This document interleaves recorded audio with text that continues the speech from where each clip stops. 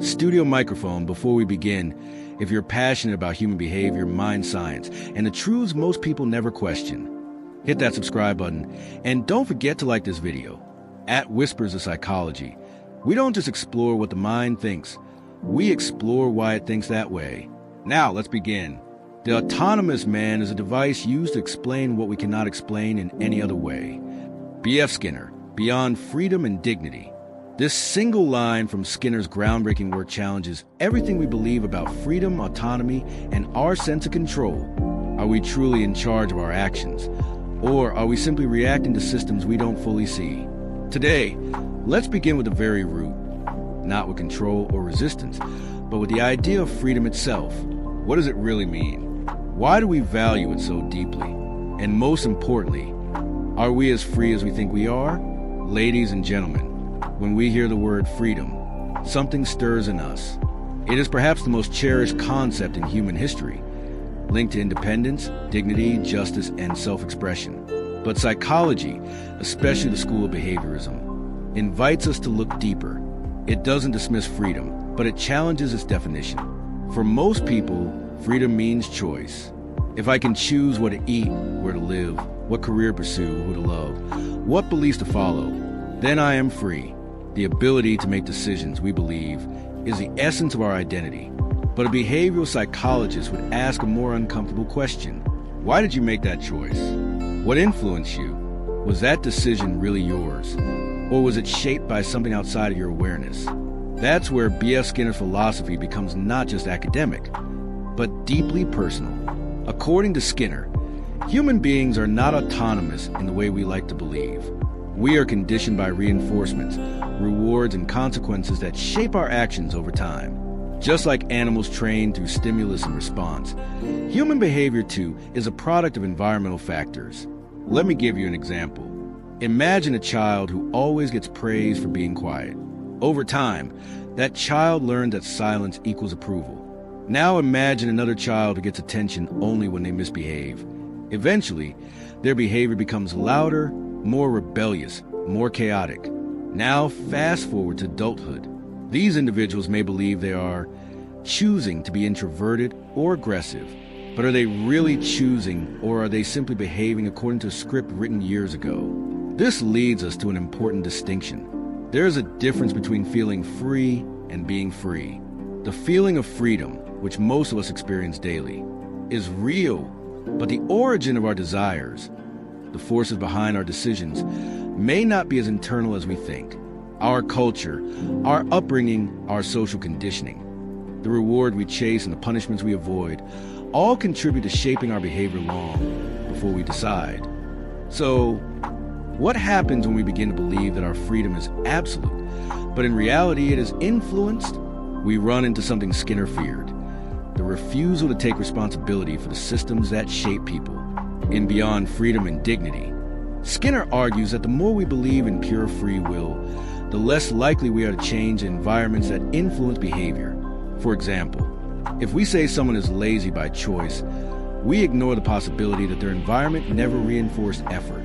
If we say someone is violent because they want to be, we might overlook the reinforcement of aggression in their past. And so, Skinner proposed a radical shift. Instead of praising or blaming individuals for being good or bad, we should ask, what conditions shape their behavior? To many, this sounds uncomfortable. It sounds like we're taking away dignity, taking away responsibility. But that's not what Skinner intended. He didn't want to reduce people to machines. He wanted us to understand that true freedom comes not from ignoring control, but from understanding it. Because once we understand what shapes us, we can begin to reshape it more wisely, more ethically, and more compassionately. Now take a moment and reflect on your own life. Why do you check your phone every few minutes? Why do you feel better after getting likes on social media? Why do some habits feel natural even though they were learned? This is where behaviorism still whispers to us. You are not just choosing, you are being guided. So, ladies and gentlemen, if we truly want to understand freedom, we must ask deeper questions. Not what do I want to do, but why do I want to do it? And if the answer lies in reinforcement, repetition, and environment, then perhaps the next evolution of freedom is not about resisting control, but about recognizing the forces that influence us and using that awareness to shape a better world for ourselves and others. Because sometimes the most powerful freedom is knowing what controls you. B.F. Skinner, one of the most influential behavioral psychologists of the 20th century, believed that what we call free will is largely an illusion. According to him, our behaviors, whether they appear spontaneous or deliberate, are shaped by environmental variables, reinforcement patterns, and learned associations. In other words, we don't act because we choose to, but because we have been conditioned to. This idea directly challenges a common assumption that we're the authors of our own actions. We often take pride in our ability to choose, to decide, to act based on personal judgment. From childhood, we are taught that our decisions are ours alone, and that freedom lies in our ability to select between alternatives. But Skinner proposed something radically different, that these alternatives are not as free or open as we think. Instead, they're framed, filtered, and narrowed by our past experiences, our environments, and the systems we live within. Skinner's research with animals, pigeons, rats, and other subjects laid the foundation for this idea. Using a system called operant conditioning, he demonstrated that behavior could be shaped predictably using reinforcement. When a rat pressed a lever and received food, it learned to press the lever again. When a pigeon turned in a circle and was rewarded, it began to spin more frequently. These behaviors weren't conscious or reflective. They were learned through consistent reinforcement. But what Skinner saw in animals, he also saw in humans. He believed that human beings are not exempt from these principles. Just like the rat or the pigeon, we also repeat behaviors that are reinforced and avoid behaviors that are punished or ignored. Over time, we build patterns of action, habits, routines, even beliefs, based not on free choice but on the rewards and consequences we've experienced. Take language learning as an example. A child doesn't learn to speak by deciding to form sentences. Instead, they mimic sounds, receive encouragement, and slowly build a vocabulary through a process of trial and reinforcement. The same applies to social behavior. When a child is praised for sharing, they are more likely to repeat the act. When punished for yelling, they may learn to suppress certain expressions. These patterns solidify over time, becoming what we call personality or character. But behind that personality lies a web of reinforcement histories, not an independent self making choices in a vacuum. What we consider voluntary action is, in Skinner's view, simply behavior with a longer chain of causation, more subtle, less visible, but still shaped by the environment. For instance, if someone donates to charity, we may call that a moral choice. But Skinner would ask, what history of reinforcement led to that action? Perhaps the person was raised in a household that valued generosity. Perhaps they've experienced the emotional rewards of helping others. Or perhaps they've learned that giving earns them social approval. Whatever the case, the behavior is explainable through consequences, not through an undefined notion of free will. Skinner didn't deny that people feel free. He acknowledged that the experience of making a choice feels real, but he argued that this feeling is deceptive. It arises because we are unaware of the causes behind our behavior, just as we don't consciously control our heartbeat or digestion. We may also be unaware of the external variables that prompt us to act one way or another. The illusion of freedom comes from not seeing the wires that move us. This perspective has powerful implications. If behavior is determined by environment and reinforcement, then changing behavior means changing the environment, not blaming individuals. For Skinner, the goal of psychology was not to assign moral praise or punishment, but to understand the systems that create behavior. He believed that society could be improved by designing environments that reinforce positive, constructive actions. In his utopian novel Walden 2, he imagined a community built entirely on behavioral principles, where cooperation, peace, and productivity were achieved not by law or punishment, but through careful behavioral engineering. Yet his ideas were and still are controversial. Many people fear that accepting behavioral determinism strips away human dignity. If we are not free, how can we be responsible? If all behavior is caused, what becomes of accountability, justice, or creativity? Skinner responded by redefining dignity itself. He argued that clinging to the illusion of free will limit our ability to solve real human problems. By blaming people for their actions instead of examining the causes, we ignore the opportunity to create change at the systemic level.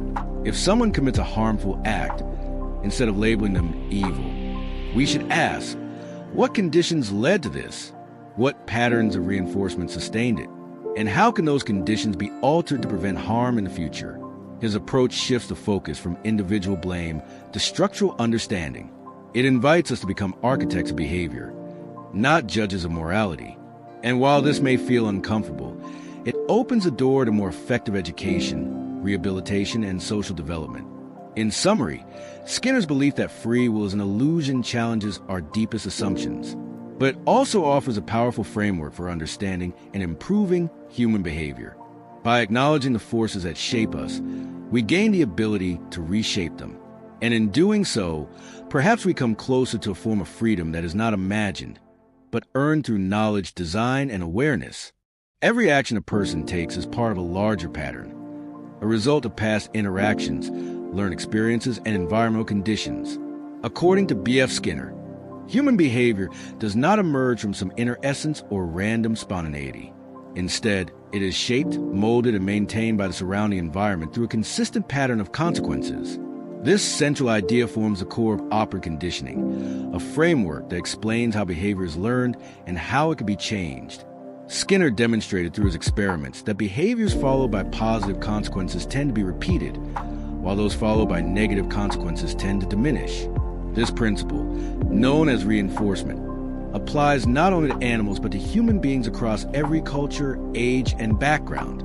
Reinforcement can take many forms: praise, attention, success, comfort, or even relief from discomfort. The key idea is that consequences strengthen or weaken behavior over time. Take a simple real-world example. A student studies hard and receives praise and good grades. That reinforcement makes it more likely the student will study again in the future. On the other hand, if a student is ignored, criticized, or fails despite effort, the motivation to repeat that behavior may disappear. Over time, these patterns of reinforcement sculpt how a person sees themselves, what they value, and how they behave in different situations. This process doesn't require conscious awareness. A child does not need to understand the science of reinforcement to learn that crying gets them attention, or that being polite gets them what they want. They learn by doing, observing, and experiencing consequences. And as they grow older, these patterns become more complex, embedded in their habits, attitudes, and worldview. It's important to understand that consequences are not always obvious. Sometimes reinforcement is subtle.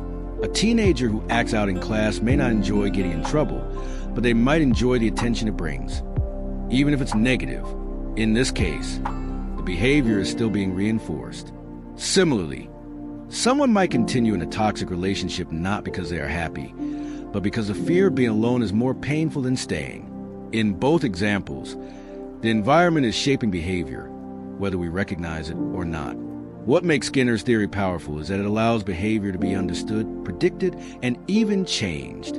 If a certain behavior is undesirable, the solution is not punishment or blame. It is changing the consequences that maintain it. For example, if a child consistently throws tantrums, and each time they do, their parents give in, the tantrum behavior is being reinforced. But if the environment is adjusted so that tantrums no longer produce the desired result, and positive behaviors are reinforced instead, the overall pattern can change. This principle is used widely in education, therapy, business, parenting, and even in large-scale public systems. In classrooms, teachers use reward systems to encourage participation. In workplaces, bonuses and promotions reinforce productivity. In public health, campaigns reward healthy behaviors or discourage harmful ones by altering the consequences. These are not random strategies. They are based on the behavioral model of cause and effect. But Skinner also warned about environments that unknowingly reinforce harmful behaviors. A society that rewards aggression with power or dishonesty with success is reinforcing destructive actions. Similarly, an educational system that praises memorization but ignores creativity may unintentionally suppress innovation. In such cases, changing behavior means changing the structure of the system itself. One of the most misunderstood aspects of this idea is that it sounds like manipulation. But Skinner didn't believe in control for its own sake. He believed that once we understood how behavior works, we had a responsibility to use that understanding ethically, to design environments that promote well-being, cooperation, learning, and human growth. Ignoring the power of reinforcement doesn't make it disappear. It only allows it to work in the background, shaping behavior without awareness or intention. Skinner's model also helps explain why people often struggle to change habits. Behavior that was once reinforced can become deeply ingrained, and if the environment doesn't change, the behavior won't either. For someone trying to quit smoking, for instance, the behavior is often tied to stress relief, social interaction, or routine. Simply deciding to stop isn't enough. The reinforcing elements have to be replaced or removed. That's why habit change requires more than willpower. It requires a change in context. This leads to a profound realization. Our behavior is not a reflection of moral strength or weakness, but of the systems we live in. Instead of asking, why can't this person change? We should ask, what reinforcements are keeping this behavior alive? And once we understand that, we can begin to create conditions for new, healthier behaviors to emerge. Ultimately, Skinner's theory reveals a truth that is both humbling and empowering. We are shaped by our environments, but by understanding that process, we gain the power to reshape those environments.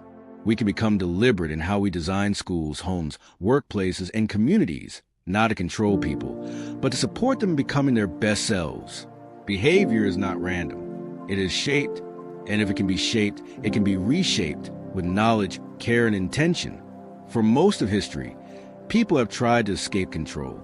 Whether it's political oppression, societal pressure, or even peer influence, we tend to define freedom as the absence of constraints. We associate with autonomy, doing what we want when we want without interference. But B.F. Skinner offered a view that seemed to turn this idea upside down. He argued that true freedom isn't found by rejecting control, but by understanding it, and using that understanding to improve the human condition. This idea was controversial then, and it still is now. Most people are deeply attached to the belief that they are in control of their own choices. To be told otherwise feels threatening. It suggests that we are subject of unseen forces, not masters of our fate, but products of it. Skinner didn't propose this idea lightly, nor did he aim to dehumanize people. His intent was the opposite, to move beyond illusion so we could build systems that actually support human freedom. At the core of Skinner's message is this: we are always being controlled. Our behaviors, preferences, beliefs, and reactions are continuously shaped by the environment, whether we acknowledge it or not. The food we eat, the words we use, the way we think, even the way we love, all of it is influenced by previous experiences and reinforcement histories. Trying to escape control is like trying to escape gravity. You can't, but you can learn how it works and use it to your advantage. Instead of denying the existence of behavioral control, Skinner challenged us to take responsibility for it. If we know that environments shape behavior, then why not build environments that produce better outcomes? Why not design schools that reinforce creativity and curiosity instead of conformity and fear? Why not create social systems that reward compassion instead of competition? Why not understand what reinforces violence, addiction, or injustice, and change those conditions at the source? Skinner believed that if we continue clinging to outdated ideas of personal freedom, the idea that people are wholly responsible for their own actions, independent of influence, we lose the opportunity to change the very systems that cause suffering. He didn't see people as powerless. He saw them as shaped and therefore changeable. When someone behaves destructively, we tend to blame their character. We say they lack discipline or morality or willpower. But Skinner would urge us to look deeper. What environments shaped this person? What reinforcements trained this behavior into existence? And if we can identify those causes, can we design something better? Freedom, in Skinner's eyes, was not about eliminating control, but about choosing better controls, not to dominate people, but to support them. If a student thrives in a classroom where curiosity is rewarded, isn't that a form of freedom? Even if the behavior is being guided by reinforcement? If a person breaks free from addiction because their new environment offers positive reinforcements for healthy choices, is that not a more meaningful form of liberation? He argued that pretending people are free when they're actually trapped by unhealthy environments does more harm than good. It keeps us blind to the real causes of behavior. It leads us to punish individuals instead of addressing the systems that shape them. It leads us to create prisons instead of prevention. It leads us to ignore the power of behavioral design, a power that can be used to build stronger communities, more effective education, and more humane justice systems. This doesn't mean we should micromanage people's lives. It means we should become intentional about the consequences our systems produce. It means acknowledging that if we reward dishonesty with success, dishonesty will grow. If we punish vulnerability with shame, people will hide their pain. If we design environments that isolate, pressure, or overwhelm, we will see more breakdowns, more violence, and more suffering. But if we create systems that reinforce patience, empathy, cooperation, learning, and self-regulation, those behaviors will thrive. It's not about control versus freedom. It's about conscious design versus accidental influence. Control is always happening. The question is, do we understand it, and are we using it ethically? This view of freedom is not easy to accept. It requires us to let go of comforting illusions. The idea that we are fully self-made, that everyone gets what they deserve, that choice is always sovereign. But in letting go of those illusions, we gain something more valuable, the ability to reshape the environments that shape us.